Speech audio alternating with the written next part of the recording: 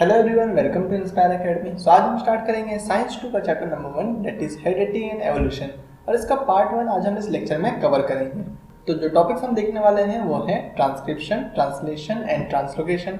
फिर हम समझेंगे कि म्यूटेशन क्या होता है और फाइनली हम देखेंगे कि एवोल्यूशन थ्योरी क्या है। तो एक एक करके हमने डिस्कस करेंगे। ओके, सो सबसे पहले हमने यहाँ पे कुछ क्वेश्चंस पूछे हैं। Which component of the cellular nucleus of living organism carries hereditary characters?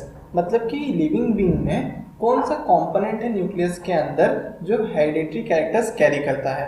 Okay, next पूछा है what do we call the process of transfer of physical and mental character from parent to the progeny. मतलब parent से बच्चों में जो characters transfer होते हैं इस प्रोसेस को हम क्या कहते हैं। तो जैसा कि पता है इसका आंसर है हेरिडिटी। नेक्स्ट पूछा है which are the components of the DNA molecule. मतलब एक डीएनए के अंदर कौन कौन सी चीज़ें होती हैं। तो हमें पता है कि डीएनए के अंदर 4 केमिकल्स होते हैं, adenine, guanine, thymine, cytosine. Okay, now अब यहाँ पे हमें कुछ इन्फॉर्मेशन दिया हुआ है कि कौन से ईयर्स में कौन से डेवलपमेंट हुए हैं in the field of heredity. अब देखो यहाँ पे एक बहुत ही इंपॉर्टेंट बात बताई गई है कि इन 1961 दो फ्रेंच जेनेटिसिस्ट थे, Francois Jacob and Jacques Monod. अब इन दोनों ने मिलकर एक थ्योरी प्रपोज किया था कि हमारे बॉडी में जो प्रोटीन है वो जो है वो डीएनए से बनता है। डीएनए के हेल्प से हमारी बॉडी में जो है वो प्रोटीन फॉर्म होता है, क्रिएट होता है। अब देखिए जो प्रोटीन है ना बहुत ही इंपॉर्टेंट चीज़ है। इसे हम कहते हैं protein is the building block of our body. Okay, इसका मतलब कि हमारे बॉडी में जो अलग अलग ऑर्गन्स है, सेल्स है, इन सब को फॉर्म होने में प्रोटीन एक बहुत ही इंपॉर्टेंट रोल प्ले करता है। तो हम देखेंगे कि डीएनए से प्रोटीन कैसे बनेगा। ओके, अब यहाँ पे हमें एक और चीज़ बताया गया है कि ये जो हेरिडिटी का टॉपिक है ये हम असल में पढ़ते क्यों हैं। जैसे कि यहाँ बताया it is useful for diagnosis, treatment and the prevention of hereditary disorder. अब देखो जैसे हमारे बॉडी में कैरेक्टर्स ट्रांसफर होते हैं पेरेंट से बच्चों में, वैसे ही जो कुछ बीमारियां भी होती हैं जो पेरेंट से बच्चों में ट्रांसफर होती हैं। तो उन्हें समझने के लिए और उन्हें ठीक करने के लिए हेरिडिटी का टॉपिक हमें समझना ज़रूरी है। ओके, ठीक है। तो हम देखते हैं कि ये जो हमने 3 वर्ड पढ़े, ट्रांसक्रिप्शन, ट्रांसलेशन और ट्रांसलोकेशन, ये क्या है और डीएनए से प्रोटीन कैसे बनता है। तो सबसे पहले हम बात करते हैं डीएनए की। अब जैसे कि हमें पता है डीएनए होता है न्यूक्लियस के अंदर। ओके, अब देखो डीएनए जो है वो डबल स्ट्रैंड होता है, मतलब उसके जो 2 स्ट्रैंड्स हैं उनके बीच में कुछ बॉन्ड्स होते हैं, हमें इतना पता ही है। अब देखो जो डीएनए है ना, जब ये आरएनए पॉलीमरेज में एंटर करता है तो इसका जो ये डबल हेलिक्स स्ट्रक्चर है, जो ये जॉइंट स्ट्रक्चर है वो ओपन हो जाता है। तो दिख रहा है हम लोग को जब ये डीएनए जब आरएनए पॉलीमरेज के बाहर रहेगा तो ये जॉइंट रहता है आपस में, लेकिन जैसे ही ये आरएनए पॉलीमरेज के अंदर आता है तो ये जो दोनों स्ट्रैंड्स हैं ये ओपन हो जाते हैं। ओके, कुछ टाइम के लिए जब तक ये आरएनए पॉलीमरेज में रहेगा तब तक ये दोनों स्ट्रैंड्स सेपरेट रहेंगे। अब क्या होता है ना, देखिए ये आसपास में जो टी दिख रहा है यहाँ पे, ये जो टी है ये और कुछ नहीं हमारे केमिकल्स हैं, that is adenine, guanine, cytosine और यूरेसिल। अब होता क्या है कि जो डीएनए पे सीक्वेंस रहेगा उस हिसाब से यहाँ पे आरएनए के सीक्वेंस फॉर्म होंगे। देखो अगर हमारे पास डीएनए के ऊपर रहेगा ए तो यहाँ पे ऑटोमेटिकली आ जाएगा यू। दिख रहा है हम लोग को यहाँ पे टी था तो यहाँ पे आ रहा है ए, फिर जी था तो यहाँ पे आ रहा है सी। मतलब कि डीएनए पे जो सीक्वेंस है उसके हिसाब से उसके ऊपर यहाँ पे केमिकल जॉइंट हो रहे हैं, और ये जब केमिकल्स आपस में जॉइंट होते जाते हैं तो यहाँ पे हम लोग को एक थ्रेड मिल रहा है। ये जो थ्रेड है इसको हम कहते हैं mRNA। ओके, अब ये mRNA ये बना किससे है, ये हमारे डीएनए से बना है। तो बेसिकली डीएनए में जो इन्फॉर्मेशन था वो पूरा का पूरा इन्फॉर्मेशन अभी mRNA में कॉपी हो चुका है। तो इस स्टेप को हम बोलते हैं ट्रांसक्रिप्शन। ओके, नाउ अब देखो ये जो हमारा mRNA है अब ये प्रेजेंट है न्यूक्लियस के अंदर। तो नेक्स्ट स्टेप में क्या होता है ना, ये जो न्यूक्लियस के अंदर mRNA है वो न्यूक्लियस से बाहर आ जाता है। ओके, अब देखो ये जो हमारा mRNA है ये सिंगल स्ट्रैंड है। अब इसके ऊपर हमारे केमिकल्स प्रेजेंट हैं, कौन से, एडेनाइन, ग्वानाइन, साइटोसिन और यूरेसिल। अब ये जो केमिकल्स है ना ये 3 का एक ग्रुप फॉर्म करते हैं। इस 3 के ग्रुप को हम कहते हैं कोडॉन्स। ओके, अगर मान लो ATG मतलब एडेनाइन, सॉरी AUG मतलब एडेनाइन, यूरेसिल और ग्वानाइन, ये 3 का एक ग्रुप हो गया, इसे हम कहते हैं एक कोडॉन रहेगा। वैसे ही 3 और का जो ग्रुप रहेगा उसको हम नेक्स्ट कोडॉन कहेंगे। ओके, तो इसके बारे में 3 साइंटिस्ट ने हमें समझाया था तो उनमें से एक थे डॉक्टर हरगोविंद खुराना, और इन तीनों साइंटिस्ट को नोबेल प्राइज मिला था इन 1968। ओके ना, अब देखो हम लोग को यहाँ दिख रहा है कि अभी देखो जो डीएनए का इंफॉर्मेशन था वो एमआरएनए में आ चुका है। अब क्या होता है ना कि जैसे ही वो एमआरएनए न्यूक्लियस के बाहर आता है तो एक राइबोसोम जो होता है वो एमआरएनए के ऊपर आके अटैच हो जाता है। ओके, अब देखो जो कोडॉन का सीक्वेंस है, कोडॉन मतलब क्या, हमने देखा था एमआरएनए पे जो 3 का ग्रुप रहेगा उसे हम कोडॉन कहते हैं। अब वैसे ही ना ये जो स्ट्रक्चर है ये टीआरएनए है, तो टीआरएनए के नीचे जो स्ट्रक्चर्स होते हैं उसको हम एंटीकोडॉन कहते हैं।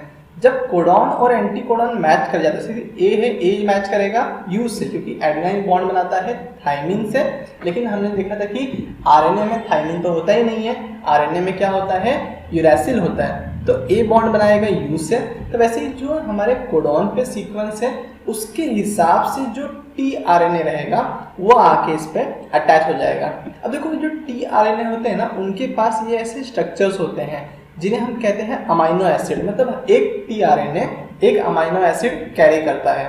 तो अब ये जो टीआरएनए है ये कौन सा अमाइनो एसिड लेके आएगा वो डिपेंड करता है कि यहाँ पे सीक्वेंस क्या है। तो इस सीक्वेंस के हिसाब से यहाँ पे अमाइनो एसिड आ रहे हैं, तो ये जो सीक्वेंस था यहाँ पे एक अमाइनो एसिड आ गया, फिर जो नेक्स्ट कोडॉन रहेगा उसके हिसाब से यहाँ पे नेक्स्ट जो अमाइनो एसिड है वो आ जाएगा। फिर वैसे ही राइबोसोम जब उसको आगे रीड करेगा तो अगले कोडॉन के हिसाब से अगला अमाइनो एसिड आएगा। तो यहाँ पे बेसिकली हो क्या रहा है कि अलग अलग अमाइनो एसिड यहाँ पे आके जॉइंट हो रहे हैं। अब ये जो अमाइनो एसिड जैसे हजारों अमाइनो एसिड जब लाइन से जॉइंट हो जाएंगे तब जाके हमारा प्रोटीन बनता है। ओके, तो हमने यहाँ पे 3 स्टेप देखे बेसिकली। फर्स्ट स्टेप में डीएनए का इंफॉर्मेशन एमआरएनए में कॉपी हुआ, उसे हम कहते हैं ट्रांसक्रिप्शन।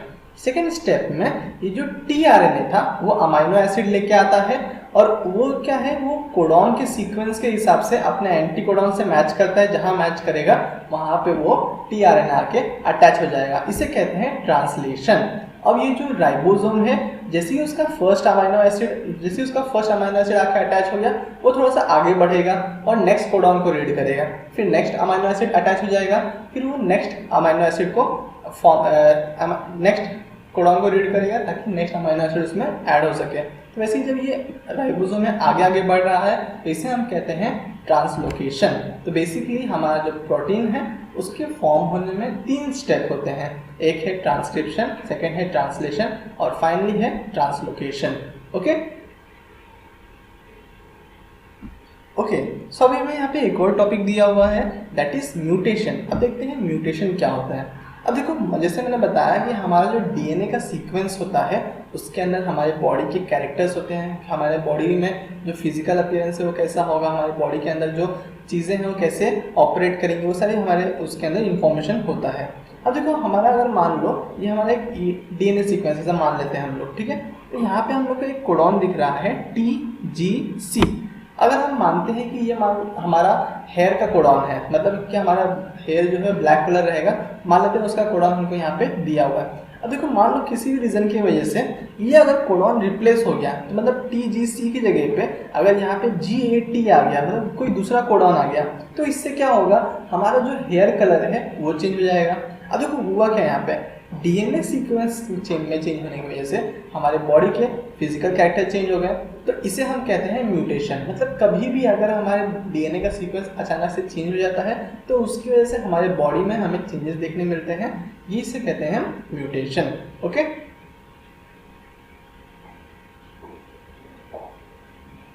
तो हमें नेक्स्ट टॉपिक दिया हुआ है एवोल्यूशन। अब देखो यहाँ पे क्या बताया गया है, evolution is the gradual change occurring in living organism over a long duration.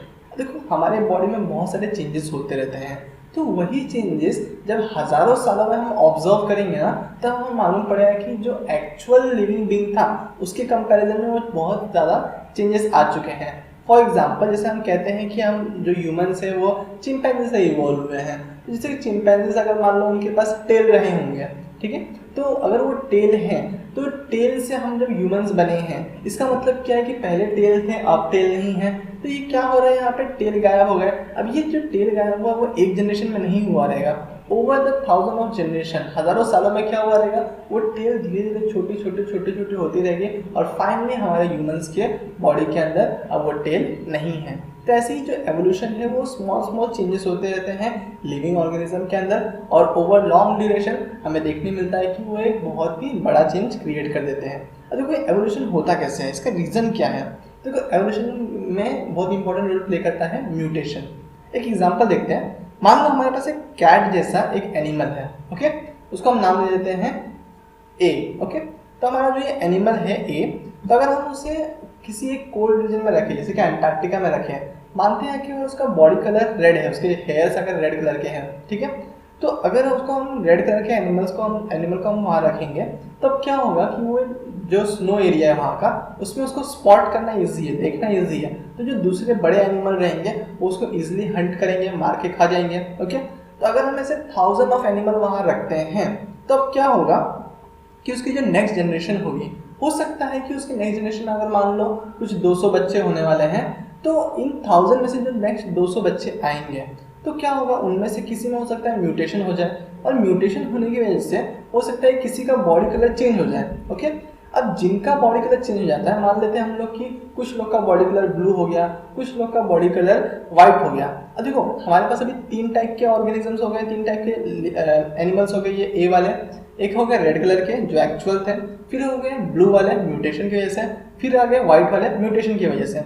अब क्या होगा, अब देखो कौन से एनिमल को देखना इजी है, हंट करना इजी है। देखो रेड और ब्लू जो है वो इजीली स्पॉट हो जाएगा, लेकिन व्हाइट वाला जो है ना वो स्नो के अंदर छुप जाएगा, उसको देखना थोड़ा डिफिकल्ट हो जाएगा। तो जो ये व्हाइट वाले जो एनिमल रहेंगे वो ज़्यादा सर्वाइव करने का रेट, फिर सर्वाइव करने के चांसेस ज़्यादा रहेंगे, और रेड और ब्लू वाले हैं जो वो इजीली उनको बड़े एनिमल्स देख सकते हैं और हंट करके मार देंगे। तो क्या होगा, जो नेक्स्ट जनरेशन होगी, अब जो इसमें से जो एनिमल्स थे, तो इसमें से वाइट वाले जो एनिमल्स थे उनकी पॉपुलेशन बच गई, तो अब नेक्स्ट जनरेशन में ये जो एनिमल था वो सर्वाइव करेगा। वैसे ही इसकी नेक्स्ट जनरेशन क्रिएट होती रहेगी और रेड और ब्लू वाले की जनरेशन कम होती रहेंगी, उनकी पॉपुलेशन कम होती रहेंगी, क्योंकि वो इजिली हंट हो सकते हैं। तो यहाँ पे हमने देखा कि म्यूटेशन की वजह से यहाँ पे एवोल्यूशन देखने को मिला हम लोग को, ओके। अब देखो ये जो एवोल्यूशन है ये क्या है, एक स्लो ग्रोइंग प्रोसेस है, मतलब कि ये बहुत ही स्लोली होता रहता है, और हमें थाउजेंड्स ऑफ ईयर तक हम के बाद हमें देखेंगे कि उसकी वजह से कोई एक बड़ा चेंजेस हमें दिखाई देगा, ओके। देखो नेक्स्ट बताया हुआ है, formation of new species due to changes in specific characters of several generation of living organism as a response to nature selection. अब होता क्या है ना, एवोल्यूशन में एक न्यू स्पीशीज क्रिएट होते हैं। कैसे क्रिएट होते हैं, चेंजेस इन स्पेसिफिक कैरेक्टर, उनकी बॉडी में थोड़े थोड़े चेंजेस होते रहते हैं। जैसे मैंने बताया कि ये जो हमने एनिमल का एग्जांपल लिया, कैट जैसा एनिमल था, उसकी बॉडी में बॉडी कलर चेंज हुआ, वैसे ह्यूमन के बॉडी में उनके जो टेल्स थे वो शॉर्ट होते गए, ओके। और उसके फिर नेचुरल सिलेक्शन के हिसाब से, मतलब कि अपने नेचर के हिसाब से जो एनिमल सर्वाइव कर सकता रहेगा वो सर्वाइव करेगा, और जो एनिमल नहीं सर्वाइव कर पाएगा उसकी डेथ हो जाएगी। इसी को हम कहते हैं एवोल्यूशन, ओके। अब अगर हम अपने अर्थ को ऑब्जर्व करेंगे तो हमारे अर्थ में देखते हैं कि एवोल्यूशन हुआ कैसे है, कैसे हमारे आसपास इतने सारे वैरायटी ऑफ लिविंग बीइंग हैं, प्लांट्स हैं, एनिमल्स हैं, देखते हैं ये कैसे बने हैं, कैसे आए हैं हमारे अर्थ पे। तो सबसे पहले हम अगर इमेजिन करते हैं, देखो हमारा अर्थ अगर रहा होगा, मान लेते हैं यहाँ पे लाइफ नहीं है, जैसे कि हम बात करते हैं कि मार्स पे, वीनस पे, जैसे वहाँ पे लाइफ नहीं है, लेकिन हम एक चीज़ नोटिस कर सकते हैं, वहाँ पे कुछ गैसेस प्रेजेंट होते हैं। जैसे कि हम देख सकते हैं कि वाटर हो गया, स्मॉल अमाउंट में वहाँ पे वाटर प्रेजेंट होते हैं, वेपर के फॉर्म में हो गया, फिर वहाँ पे CO2 होता है, ऑक्सीजन होता है। तो अगर मान लेते हैं कि अर्थ पे लाइफ नहीं था, तो कम से कम ये केमिकल तो रहे होंगे, H2O, CO2, ऑक्सीजन, ये केमिकल तो अर्थ पे रहे होंगे। अब क्या हुआ रहेगा कि बिकॉज ऑफ ये केमिकल आपस में रिएक्ट करते रहेंगे, इनमें से कुछ सिंपल ऑर्गेनिक कंपाउंड बने होंगे। तो मीथेन जो है वो एक सिंपल ऑर्गेनिक कंपाउंड है, वैसे ही ये केमिकल्स आपस में रिएक्ट करके कुछ कॉम्प्लेक्स कंपाउंड बने होंगे, और उसमें से फर्स्ट प्रोटीन और न्यूक्लिक एसिड बना होगा, ओके।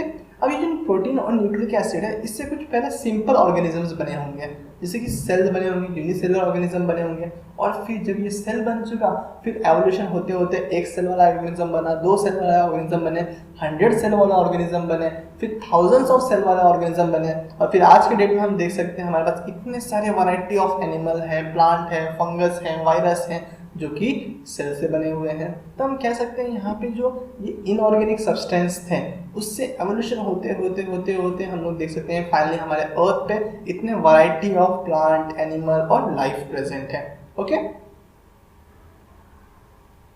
ठीक है।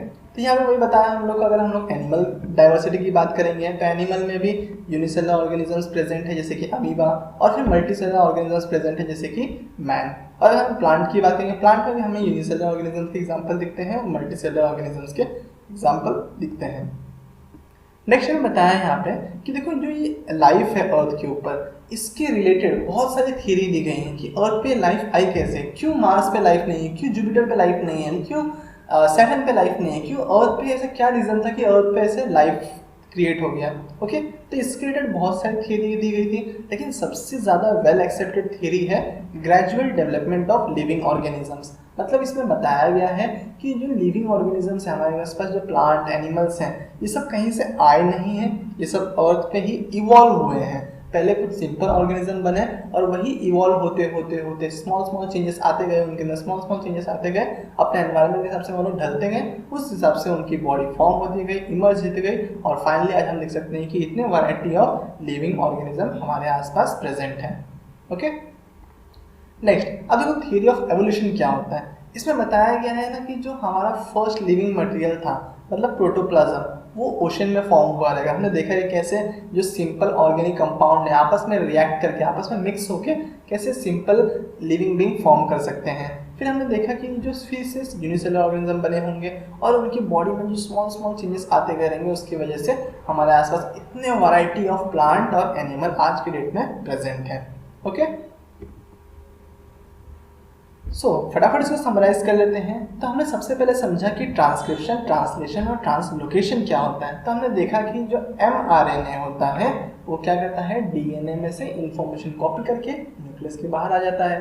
फिर tRNA क्या करता है, वो mRNA के कोडॉन से अपना एंटीकोडॉन मैच करता है और एक अमीनो एसिड ला के देता है। तो एक कोडॉन को एक अमीनो एसिड मिलेगा, फिर नेक्स्ट कोडॉन को नेक्स्ट अमीनो एसिड मिलेगा। ओके, अब राइबोसोम क्या करता है, बस वो mRNA पे आगे आगे मूव करता है। तो क्या होगा, उसने फर्स्ट कोडॉन रीड कर लिया, फिर आगे का कोडॉन रीड करेगा, फिर आगे का कोडॉन रीड करेगा, और उसके ऊपर अमीनो एसिड्स ऐड होते जाएंगे। तो ऐसे अमीनो एसिड जब मिक्स हो जाएगा तब हमें प्रोटीन मिल जाएगा। फिर हमने देखा कि म्यूटेशन क्या होता है। तो हमने देखा कि जो डीएनए सीक्वेंस है उनमें अगर कोई एक कोडॉन या फिर ग्रुप ऑफ कोडॉन जब चेंज हो जाते हैं तो हमें उसके जो नेक्स्ट जनरेशन क्रिएट होगी उसके अंदर काफ़ी सारे वेरिएशंस देखने मिलेंगे, इसे हम म्यूटेशन कहते हैं। और फिर फाइनली हमने देखा कि एवोल्यूशन क्या होता है। तो हमने देखा कि formation of new species due to changes in specific character. तो जो एक एनिमल है उनकी बॉडी में जो छोटे मोटे चेंजेस होते हैं तो उससे जो एक नया स्पीशीज क्रिएट होगा उसी को हम कहते हैं evolution. Okay, so that's it for today.